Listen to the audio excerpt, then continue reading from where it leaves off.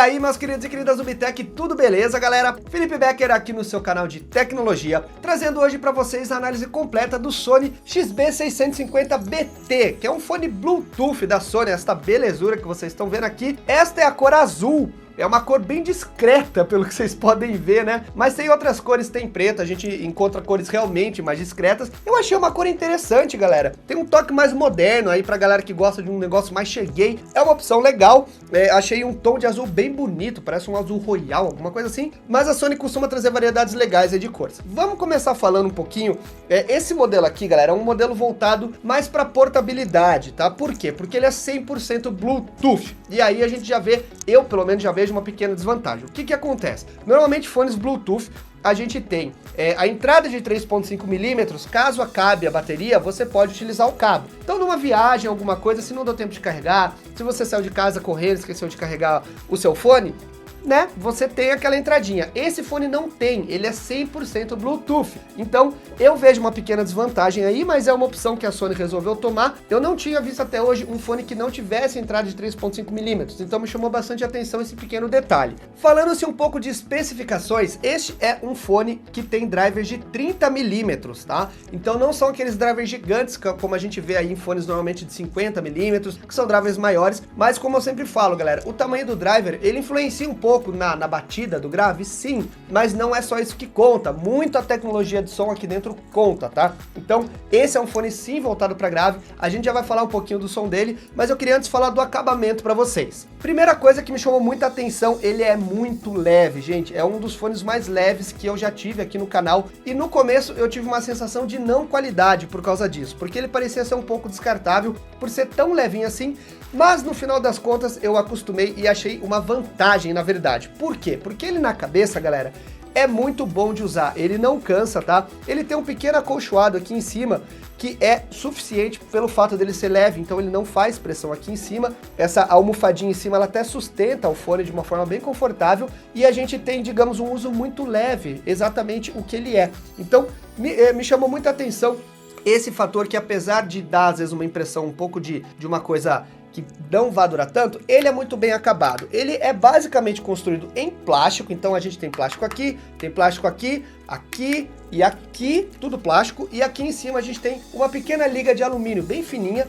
que dá uma flexibilidade muito interessante pro produto. Então assim, é um produto bem acabado? É um produto de qualidade? Sim, mas ele não é um produto com materiais premiums, ultra resistentes. Você tem que tomar aquele cuidado a mais, porque se você, sem querer derrubar, sentar em cima, existe uma chance de quebrar. Ele tem uma certa flexibilidade interessante, mas tem que tomar aquele cuidado porque não são materiais muito resistentes aparentemente. Em termos de conforto, como eu falei, ele é bem confortável, é uma earpad on-ear, ou seja, aquela earpad que cobre a sua orelha, ela fica em cima e ela tem um buraquinho aqui no meio, né, onde o som sai. É confortável, isso aqui é tipo um courino, ele imita couro, mas não é couro. Não é o material mais respirável que a gente tem, mas tá ok. Eu achei ele, digamos assim, bem confortável. Ele não aperta muito aqui nas orelhas, apesar da Sony dar um destaque que ele tem uma tecnologia de selagem por pressão, né, que ele tem uma pressão um pouco mais forte, eu não achei. Eu achei que ele tem uma pressão ideal, que é bem confortável, e para eu que uso óculos, foi um dos fones até mais confortáveis, porque ele não apertou muito aqui,